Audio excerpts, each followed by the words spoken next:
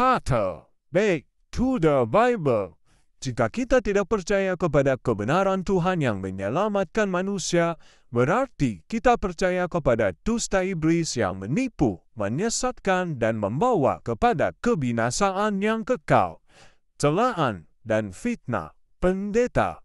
Ada banyak perkataan-perkataan yang tidak benar dan fitnahan yang ditujukan kepada para pendeta, khususnya mereka yang telah diberkati Tuhan secara berlimpah-limpah.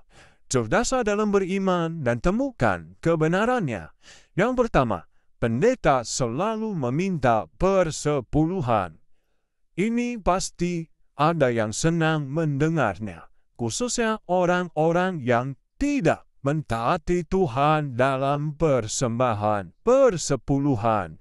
Kenapa saya katakan tidak mentaati Tuhan? Karena persepuluhan adalah firman Tuhan. Itu ketetapan Tuhan. Dan Tuhan katakan, Aku Tuhan tidak berubah. Artinya ketetapan Tuhan, firman Tuhan tidak berubah. Dan firman Tuhan itu kekal selama-lamanya.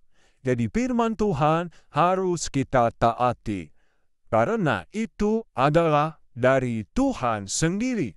Jangan kita dengarkan perkataan orang-orang yang salah dan menyesatkan. Pendeta selalu meminta persepuluhan. Ini adalah fitnah. Kata selalu, ini terlalu berlebih-lebihan.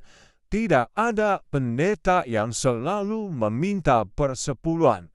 Jadi tidaklah benar. Apalagi pendetanya memang sudah kaya sebelum jadi pendeta.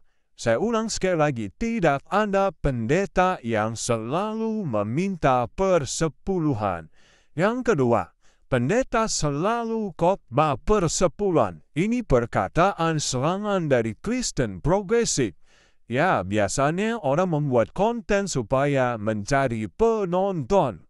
Ini juga tidak benar. Ini fitnah juga. Tidak ada pendeta yang juga selalu mengkhotbahkan tentang persepuluhan atau meminta-minta persepuluhan.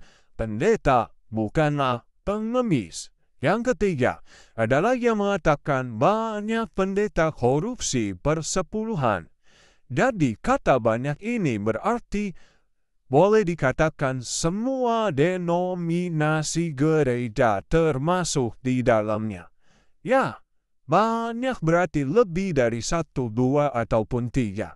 Jadi seringkali orang mengatakan terlalu berlebih-lebihan. Padahal firman Tuhan jelas katakan, jika ya katakan ya, jika tidak katakan tidak. Selebih dari itu bukan berasal dari Tuhan. Menyebarkan fitnah dan kebohongan dengan mengatasnamakan suara kebenaran yang jelas-jelas tidak ada kebenaran di dalamnya dalam menyampaikan berita yang tidak benar. Yang keempat adalah yang mengatakan pendeta gereja tidak pernah memberi kepada jemaat. Jadi, sebagai hamba Tuhan seharusnya berhikmat dan bijaksanalah. Sebaiknya survei terlebih dahulu sebelum menyebarkan fitnah dan kebohongan. Memberi bukan hanya masalah uang. Memberi waktu, tenaga, perasaan, tumpangan, itu bagian dari memberi. Jangan merasa saudara sudah memberi contoh yang baik kepada jemaat dalam memberi, padahal motivasinya tidak tulus dan murni, hanya untuk cari simpati dari jemaat. Dan biar orang senang untuk datang ke gerejanya yang tidak ada persembahan. Tidak usah juga saudara seakan-akan memberi contoh, memberi kepada gereja lain atau pendeta lainnya. Alkitab katakan jika mau memberi sebaiknya tidak perlu orang lain tahu, hanya Tuhan yang tahu. Yang kelima, jadi maaf, janganlah saudara mengatakan gereja minta-minta uang kepada jemaat.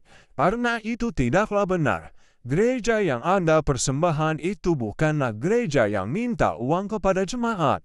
Tetapi memang Alkitab katakan datang kepada Tuhan jangan dengan tangan hampa. Dan berikan kepada Tuhan sebagai ucapan syukur kita kepadanya dan untuk kemuliaan namanya. Yang keenam adalah yang bilang pendeta kaya karena persepuluhan dan persembahan jemaat. Ini biasanya perkataan orang yang sirik. Jadi jangan pernah sembarangan bicara atau hanya ikut-ikutan apa kata orang jika tidak punya data dan tidak tahu faktanya seperti apa dan bagaimana pendeta itu bisa kaya. Jadi jangan dilihat sekarang dia kaya, lihat dulu bagaimana ia bekerja keras dan susahnya dalam menabur bercucuran air mata. Alkitab katakan siapa yang menabur dengan bercucuran air mata akan menuai dengan sorak-sorai. Puji Tuhan jika ada pendeta yang kaya melebihi para pengusaha, karena mereka pengusaha kerajaan sorga. Dan bosnya, asal saudara tahu, yang empunya langit dan bumi dan segala harta di dunia ini. Yang ketujuh, pendeta tinggal di rumah mewah, mobil mewah, pakai barang-barang branded. Jemaatnya miskin-miskin. Pertanyaannya, apakah hidup jemaat atau hidup semua orang harus menjadi tanggungan atau beban pendeta? Apakah salahnya jika pendeta kaya? Apakah jemaat lebih senang jika pendetanya miskin? Bagaimana mau bicara tentang kasih Tuhan, kebaikan Tuhan, kuasa Tuhan, atau mau berkata, Tuhan Maha Besar jika hidupnya penuh kekurangan, jika hidupnya tidak ada kesaksian bagi jemaatnya dan orang lainnya. Jadi ada banyak barang yang dipakai para hamba Tuhan itu pemberian dari jemaat. Banyak yang bermerek kasio, yang berarti dikasih orang.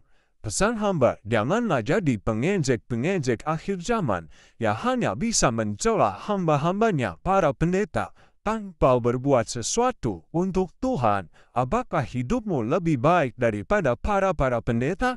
2 Petrus 3 ayat 3.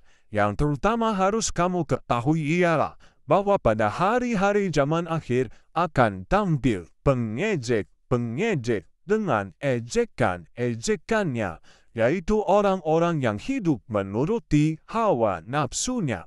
Siapa yang mau kita muliakan? Back to the Bible. Kembalilah kepada jalan yang benar. Tuhan memberkati.